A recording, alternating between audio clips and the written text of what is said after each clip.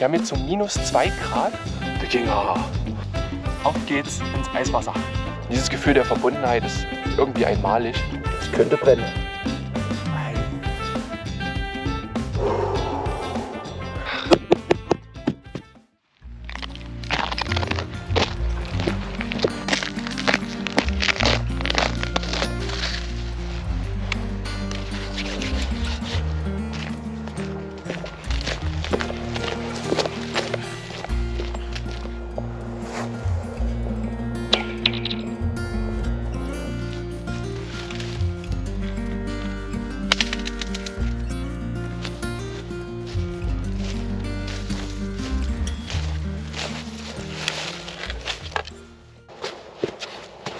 Ihr Lieben, es ist endlich soweit. Es waren 2, 3 kalte Nächte und wir haben jetzt so -2 Grad.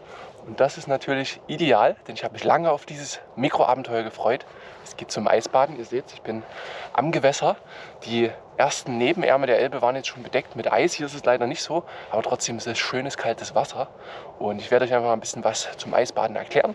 Und dann gehen wir auch direkt heute auch ins Wasser rein. Also ich hoffe, ihr macht das dann auch, weil es hat wirklich echt gute Effekte. Und ich freue mich auf dieses Abenteuer. Seid gern dabei und los geht's.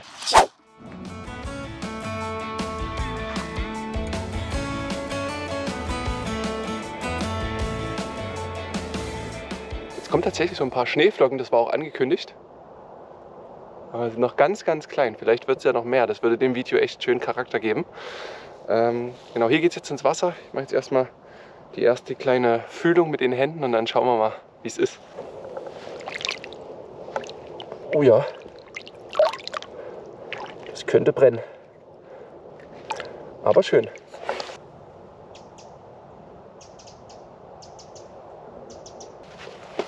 Ich möchte das Ganze natürlich auch etwas zelebrieren und habe schon etwas Holz eingesammelt. Ein bisschen mehr wird es jetzt noch und möchte ein kleines Feuerchen noch mitmachen, um mir einen kleinen Tee zu kochen und mich dann danach ein bisschen dran aufzuwärmen.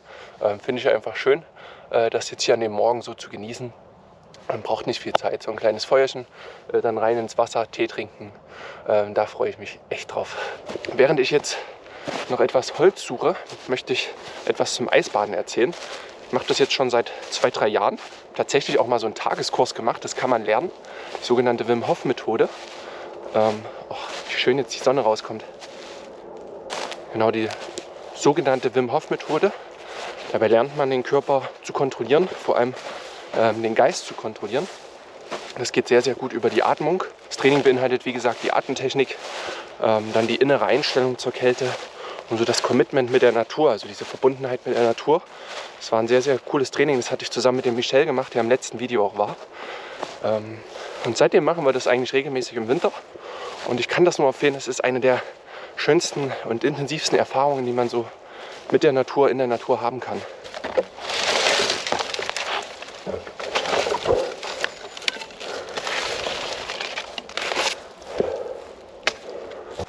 Das sollte reichen, ich will ja kein dauerhaftes Camp aufbauen.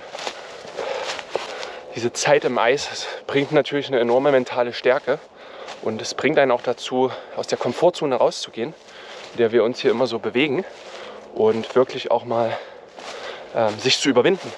Ne? Mal über sich hinauszugehen. Und da liebe ich einfach das Eisbaden. Es dauert nicht lang, wie gesagt, so ein Eisbad dauert zwischen, in der Regel 1 bis 5 Minuten. Länger macht man nicht, je nachdem wie die Tagesform auch ist, das ist natürlich wichtig. Aber allein diese kurze Zeit invest bringt so viel und deswegen möchte ich unbedingt dazu motivieren, das zu machen. Neben den geistigen oder mentalen Fähigkeiten, die es natürlich stärkt, stärkt es vor allem auch den Körper.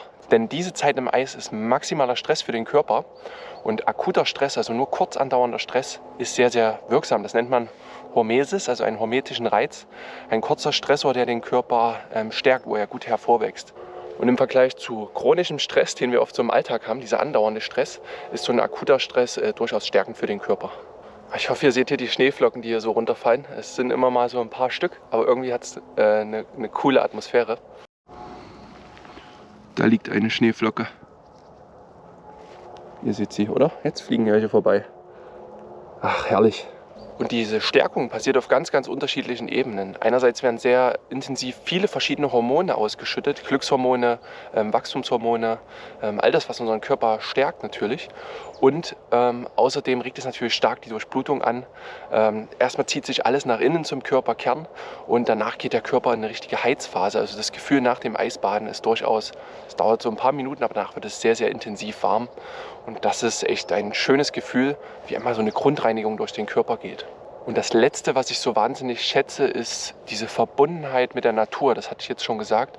Du bist im Eiswasser und du hast nur diesen Fokus gerade. Du bist im Moment im Wasser. Und das ist wirklich sehr, sehr intensiv. Also eine der intensivsten Erfahrungen, wie gesagt, die man mit der Natur haben kann, im Eiswasser zu sein, so stark verbunden zu sein. Dieses Gefühl der Verbundenheit ist irgendwie einmalig, hat man selten. Und das schätze ich sehr. Ja, einfach, wenn hier der Schnee liegt, die Eisschollen vorbeitreiben, diese Kraft zu haben, da drin zu sein, macht einfach Laune. So, genug geredet. Wir kümmern uns ums Feuer und dann geht's endlich ins Wasser. Ich schon wieder, das kann doch nicht sein. Auch noch in den Sand.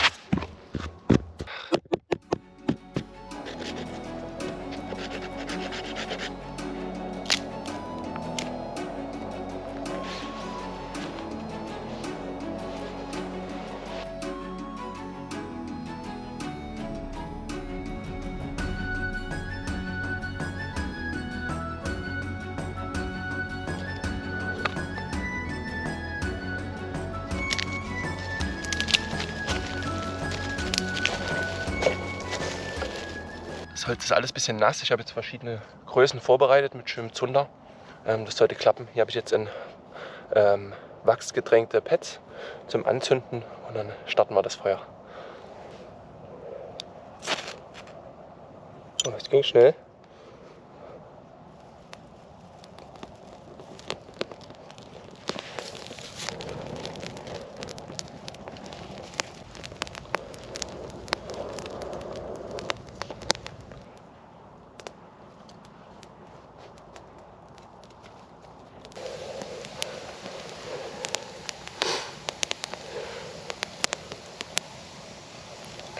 Ich reduziere langsam die Kleidung, dass ich mich schon mal dran gewöhne.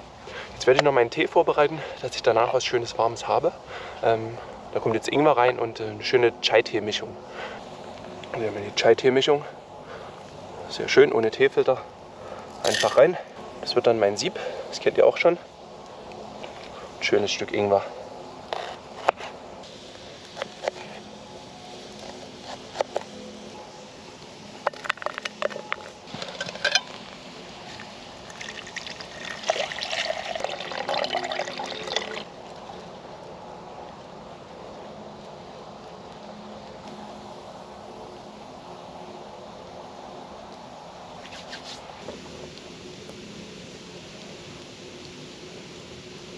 Das ist tatsächlich auch das erste Mal Eisbaden für mich dieses Jahr. Ich merke gerade, dass ich so ein bisschen hinauszögern will.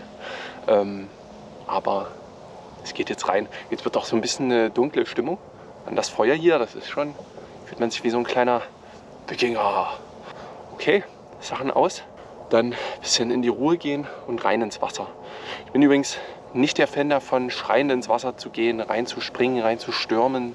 Das mag ich überhaupt nicht. Für mich ist es eher ein bewusster Prozess, in Ruhe reinzugehen, auf den Körper zu hören und das ganz bewusst zu genießen. Also ihr werdet jetzt hier keine Schrei sehen oder ähnliches sehen.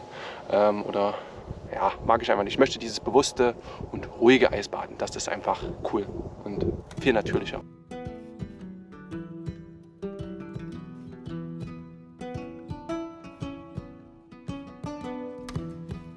Das Einzige, was ich mir erlaube immer, sind so Badeschuhe.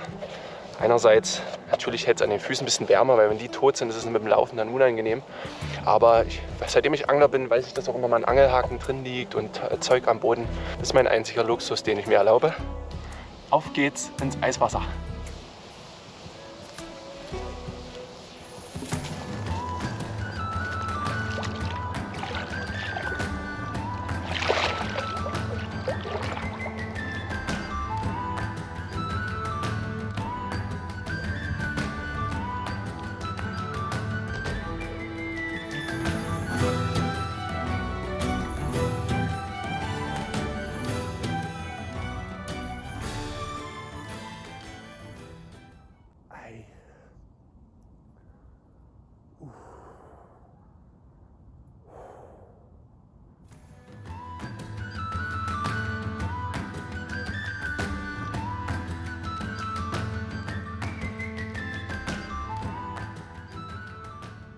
Also es ist intensiv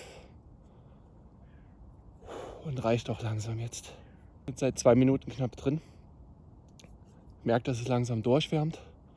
Aber um die Schultern und so ist es schon noch heftig. So das erste Mal Eisbaden ist immer ungewohnt.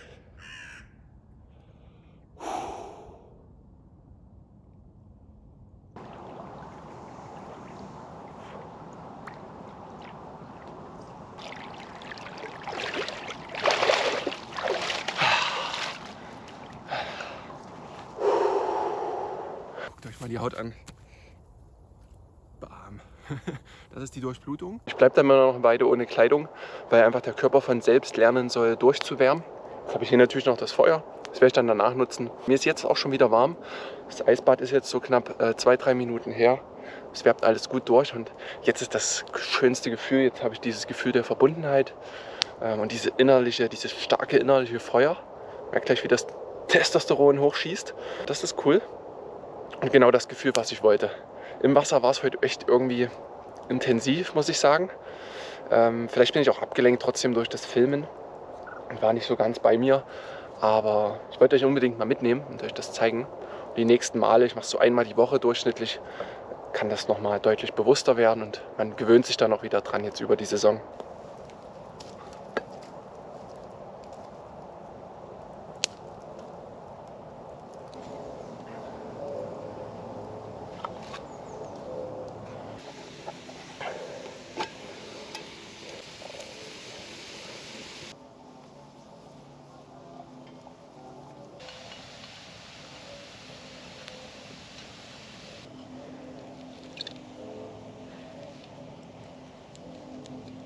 Also das ist gerade so ein Moment, der ist einfach nur besonders und den kann man echt bewusst genießen. Ist hier am Feuer mit den Füßen im Sand, frisch nach dem Eiswasser, schöner Tee. Wie geht's denn verbunden? Naja.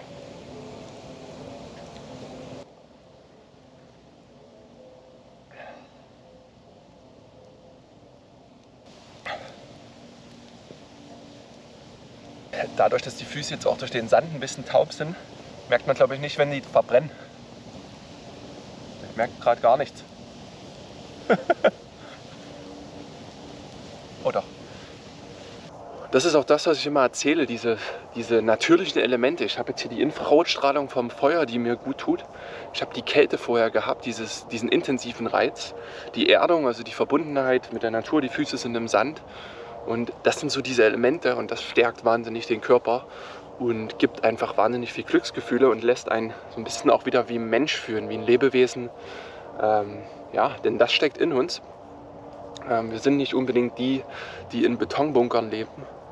Dafür ist unser Körper nicht gebaut. Wir sind dafür gemacht, was zu erleben, auf Abenteuer zu gehen. Und dieses Mikroabenteuer ist bisher auch einer meiner intensivsten, dankbarsten. So mit dem Feuer habe ich es jetzt auch noch nie gemacht. Ist einfach wirklich schön. Darauf, Prost! Ich möchte dieses Video auch noch für eine Werbung in eigener Sache nutzen, denn es gibt eine schöne Neuigkeit.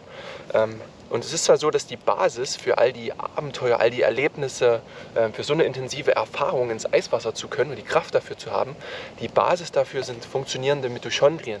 Das sind die kleinen Kraftwerke unserer Zellen, die eben unsere Energie produzieren. Davon hat jede Zelle um die 1000 bis 2000 Stück. Und die müssen einfach in Schuss sein. Die brauchen Nährstoffe, die brauchen einen gewissen Lebensstil, verschiedene Arten der Bewegung. Darüber habe ich mit meinem lieben Kollegen Martin Auerswald ein Buch geschrieben. Das heißt Cell Reset, wie du mit gesunden Mitochondrien zu mehr Energie kommst. Das Buch kann man schon vorbestellen. Das wird am 17.02. veröffentlicht im Herbig Verlag.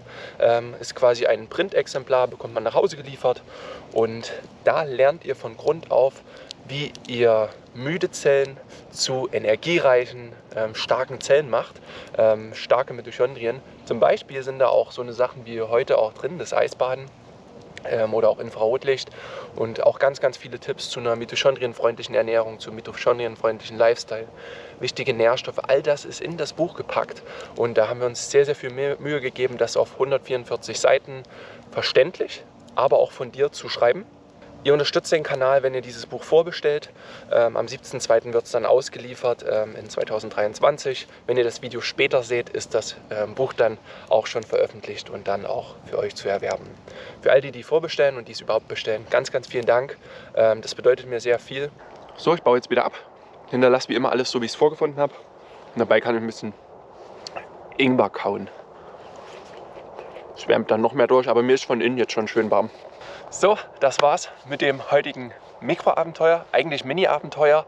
Aber Ziel war, euch mal das Eisbaden so ein bisschen vorzustellen, näher zu bringen und natürlich für mich auch jetzt die erste Eisbadeerfahrung in dieser Saison zusammen mit einem schönen Lagerfeuer, schönem Tee. Also das ist ja der Inbegriff von Mikroabenteuer. Hat nicht lange gedauert, 1 Stunde, 1,5 ungefähr. Ohne Film wäre es sogar deutlich weniger. Ich hoffe, es motiviert, inspiriert euch auch mal nach draußen zu gehen. Vielleicht macht das auch schon regelmäßig. Schreibt gerne mal unten in die Kommentare, ob ihr Eisbaden geht, ob ihr es mal probieren würdet oder ob ihr sagt, na, für mich ist das überhaupt nichts. Ich hinterlasse jetzt hier alles wieder so, wie ich es vorgefunden habe. Und dann sehen wir uns beim nächsten Mikroabenteuer wieder. Denkt immer dran, Daumen nach oben da lassen, Kanal abonnieren. Das unterstützt mich und den Kanal, sodass ich euch auf weitere Abenteuer mitnehmen kann. Danke dafür und tschüss.